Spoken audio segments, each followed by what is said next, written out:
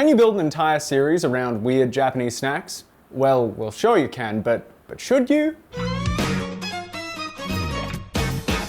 Dagashi Kashi is a shonen romantic comedy series based on the manga of the same name. So what the F is a Dagashi? Dagashi is an umbrella term for a whole universe of uniquely Japanese snacks and candies ranging from wasabi Kit Kats to dried squid chips. They're dirt cheap, loaded with salt and sugar, and are hugely popular with kids. Once upon a time, Dagashi stores were everywhere, but died out as soon as convenience stores and 100-yen shops became more common. Dagashi Kashi succeeds somewhat in celebrating the Dagashi store as a beloved but long-lost childhood mainstay. As entertainment, however, Dagashi Kashi is like cheap candy.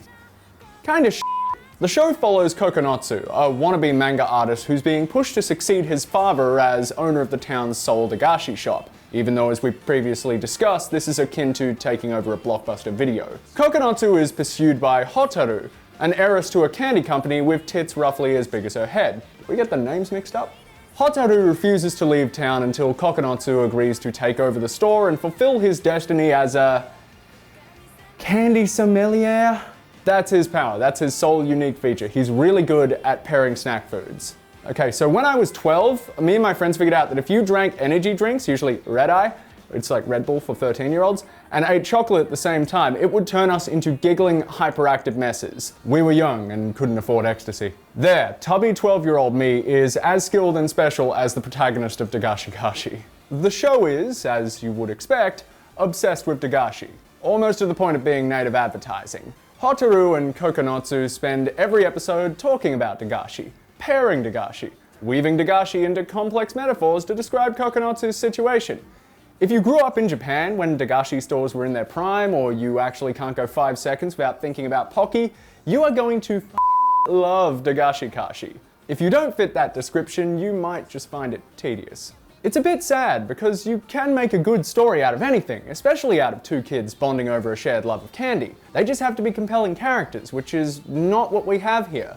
Kokonotsu is a stick-up-his-butt, blando male lead, and Hotaru is an uninhibited space cadet whose obsession with candy verges on special. I wouldn't be surprised if the series ends with her carers showing up, putting a blanket over her shoulders and calmly taking her back to the clinic. Then there's Seiya, who runs the local cafe and is Kokonotsu's childhood friend, which automatically means she has a crush on him. Also, it's a romance anime aimed at boys, so there has to be at least one thick girl and one life girl so everyone can take sides. You know, I guess at this stage it's moot to talk about presentation, but fair enough, this boring-ass series at least looks nice. The illustration and coloring does capture the excitement of being a kid in a candy store.